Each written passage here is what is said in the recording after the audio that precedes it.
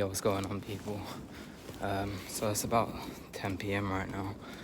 So I thought it was a nice quiet time to come out for a little roller skate sesh.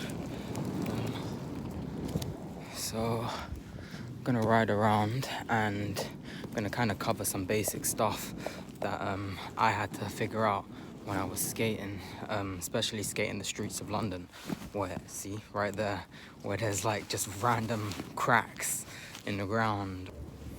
Alright, so the first thing I'm going to talk about is basically in London, when you're going across a pedestrian crossing on the sidewalk, and you get these kind of braille tiles on the floor, and that's basically for blind people. It just lets them know that something's coming up, and these can be deadly for skaters.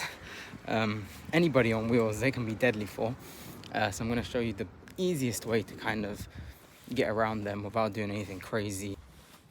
Alright, so basically the fewer wheels in separation, the easier it's going to be to glide over it. So say for instance, if you're going across it like this, all 8 wheels are taking the impact of, you know, the different gaps. But say you go over it like this, one foot in front, you're catching less of that impact because your foot's in the same alignment as the other foot. So let's do that one more time. So just push off, bring it like this. Okay, so let's take a look at that one more time from a lower angle. This is a bit of risky business here, just putting my phone down on the sidewalk. Anyone can just run up on it. Yeah, so looking at your skates, one foot is behind, and as you're moving, you want to move your weight onto the left leg so you can keep your balance. If you want, crouch a little bit to make yourself more stable, and lift your foot, bring it in front. It's better to leave a bigger gap than a smaller gap, because what happens is you could accidentally trip on your skate, or something could just stop this skate from moving and collide while you're moving, and that's not good, because that's a bad position to be in. Yeah, it's a bad position for your legs to be in. So try leave a nice little gap of separation, so if something does happen, you can recover from it without your skates colliding into one another. So it's always good to obviously go over with your, as best as you can, fitting your wheels straight. You know, if you're going over diagonally, you're going to feel that a bit more. Of course, the faster you go, you're going to absorb it better and you're going to get past it quicker, so it's less likely you'll trip. So yeah, if you can pick up a bit of speed just before you go into it, you'll cross it a lot better. Alright, also if you got a smaller sized one, like something like this basically, where it's only like 2.5 tiles, you can literally step over. Alright, so just like this, let me show you. Literally just step over, and if you catch your foot on the other side where it's, you know, less rough, you're going to catch your balance from your other leg, so you can rebalance yourself if you feel like you're losing balance, or you can lean into that leg and gain your balance back from, you know, just going low. Alright, so moving on, we're going to go to curbs and kind of stepping off of them, jumping off of them. Maybe there's too many pedestrians and you can't go around, you have to come off the sidewalk. It's happened before, especially busy streets. Alright, so your most simplest way to do this is you just slow down a bit, step off, you shift your weight onto the leg you're stepping on or stepping off with, and you can carry your balance onto the next surface. Basically, it's pretty simple. So again, just step off, but it's all about kind of just getting used to having balance on one foot. Like if you don't have any control with your balance on one foot, you're going to want to get used to that. Alright, so the second option to coming up to a curb is basically just doing a little bunny hop off. You're jumping, you're not using too much effort, you're basically just standing up from a crouched position, and in doing so you're just gaining a little bit of air time coming off that curb. So let me show you.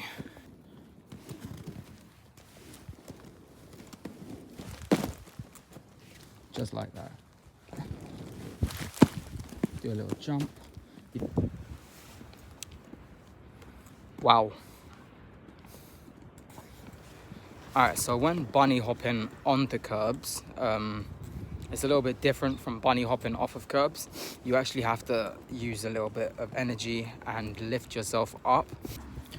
So one thing to take into account is every time you jump, no matter how small the jump is, how large the jump is, you always want to steady yourself by taking the impact with your knees and your butt, basically. You just have to crouch and tense up your thighs and your butt. That way you can keep your balance. Obviously, if you're staying low, then your balance is more maintained. Whereas if you're standing up, you tend to lean back a bit more than you need to, basically.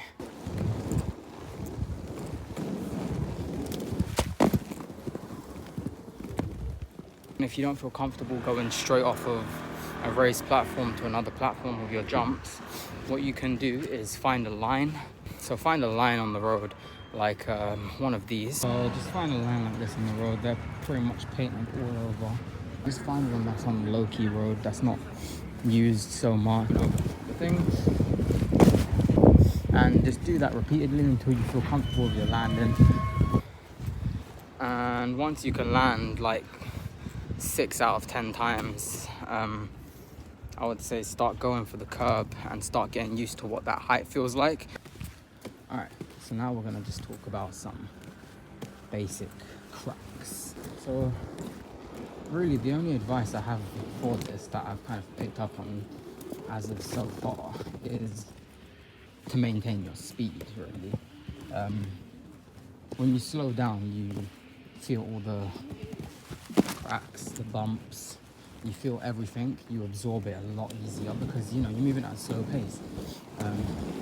But when you're maintaining a decent speed, you can ride over them. Okay, so for different terrains, you're gonna take things differently with the skates. Your wheels will do so much better on different surfaces than other surfaces. For example, this surface here is the best skating surface, in my opinion, for like in London.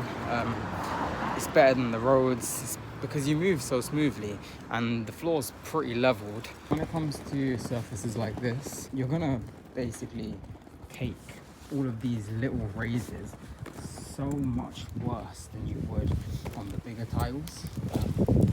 One, because they're closer together. Two, they're just way more uneven. One technique that will help you keep your balance. I actually don't know if there's a terminology for it or if there's a name for it. I'm sure there is. There's a name for everything. If you keep your skates on the ground, so let me flip this around. So instead of lifting, instead of doing a lift and push, okay, keep your skates on the ground and you kind of do these little waves in and out. Alright, I'm gonna try to show you the motion as best I can.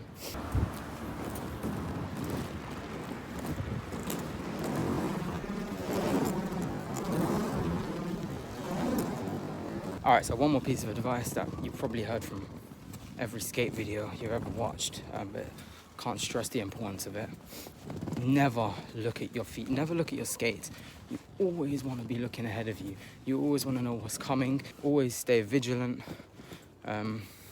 I know right now I'm not in the best example of an outfit, like all black, but try wear something bright so that lights reflect off of you, headlights reflect off of. If you're a goth, you don't have anything bright, chuck a light on or something, wear a fucking headlight, high vis. Or you can get something I've actually seen the other day, is you can get wheels that kind of light up from friction.